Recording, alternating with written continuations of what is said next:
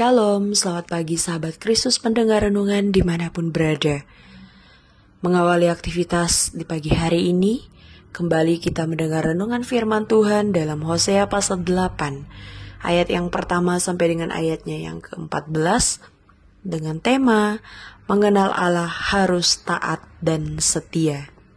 Saudara, mungkinkah jika ada orang yang mengaku bahwa dirinya mengenal Allah, tetapi hidupnya sama sekali tidak mencerminkan bahwa ia benar-benar mengenal Allah? Jikalaupun ada, hal itu sangat tidak sinkron. Karena jika seseorang mengaku dirinya mengenal Allah, tentu hidupnya akan berpadanan dengan perintah-perintah Allah. Apalagi jika perkataan dan perbuatannya bertolak belakang dengan firman Tuhan. Apakah perkataan itu hanya kalimat kosong yang diucapkan tanpa peduli konsekuensi? Sedari dulu bahwa semua orang bisa mengakui dirinya adalah orang yang religius hanya karena dia rajin beribadah, rajin ke gereja, rajin ikut persekutuan. Padahal tolak ukur pengenalan akan Allah tidak semata-mata dinilai dari rajin ke gereja, rajin ikut persekutuan, dan juga rajin beribadah. Karena ada yang lebih mendalam, yaitu sikap hati. Jangan pernah berpikir bahwa bangsa Israel yang hidup di zaman Hosea benar-benar serong dan meninggalkan Tuhan, serta beralih sepenuhnya kepada Baal. Melalui kitab Hosea, kita mengetahui bahwa Israel sebetulnya juga menyukai korban sembelihan, tetap giat berbakti kepada Allah, dan suka mempersembahkan korban.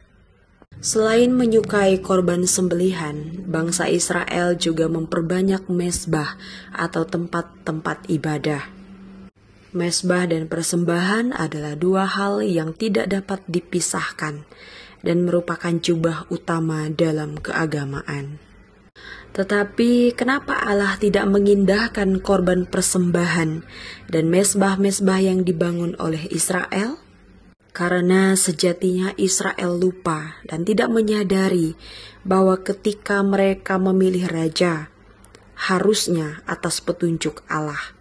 Ketika mereka mendirikan bait Allah, ketika mereka mendirikan mezbah, mempersembahkan korban, itu semua harus atas dasar petunjuk dan ketetapan dari Allah. Tetapi mereka malah mengabaikan hal tersebut dan bekerja atas kehendak mereka sendiri. Allah tidak bangga dengan pencapaian yang mereka buat, tetapi sikap hati mereka melupakan Allah. Ibadah yang mereka lakukan sangat serong dan menyimpang dari ketetapan Allah karena tidak didasarkan dari sikap hati yang benar-benar tulus beribadah kepada Tuhan.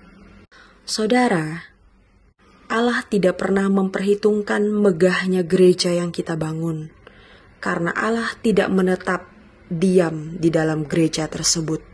Lalu akan timbul pertanyaan, untuk apakah gereja tersebut dibangun dengan baik? Tentu sebagai tempat peribadatan, tempat persekutuan yang nyaman, tempat persekutuan yang aman. Tetapi jangan pernah pasang tolak ukur bahwa tempat peribadatan yang megah menandakan jemaat yang bertumbuh dalam pengenalan akan Tuhan yang penuh, karena belum tentu demikian. Bangsa Israel membuktikannya. Mereka beribadah, mereka membangun tempat mezbah, mereka mempersembahkan korban, tetapi hati mereka tidak terpaut penuh kepada Tuhan. Gereja hanyalah tempat peribadatan dan tempat persekutuan, tetapi iman bisa bertumbuh dimanapun dan kapanpun. Sekali lagi bahwa Tuhan tidak pernah memandang tempat ibadah, karena Tuhan melihat hati yang taat, hati yang setia, hati yang memiliki iman, pengharapan, dan kasih kepadanya di setiap waktu. Amin. Mari kita berdoa. Bapa Surgawi, Allah penuh kasih karunia dalam Tuhan Yesus Kristus, kami bersyukur bahwa firman-Mu telah dikumandangkan kepada sekalian kami. Kami berdoa Engkau memberkati firman-Mu ini sehingga boleh berakar, bertumbuh, dan berbuah dalam setiap kehidupan kami. Demikian di sepanjang hari ini kami akan melaksanakan tugas tanggung jawab kami, pekerjaan dan juga usaha. Kami berdoa Tuhan berkenan menyertai dari pagi, siang, sore hingga malam. Biarlah apa yang kami lakukan boleh menyenangkan hati Tuhan dan nama Tuhan Yesus dipermuliakan. Terima kasih banyak Tuhan yang baik. Kami alaskan sepanjang hari ini ke dalam tangan pengasihan Engkau. Dalam nama Yesus Kristus kami berdoa dan mengucap syukur. Amin. Selamat beraktivitas, Tuhan Yesus memberkati. Shalom.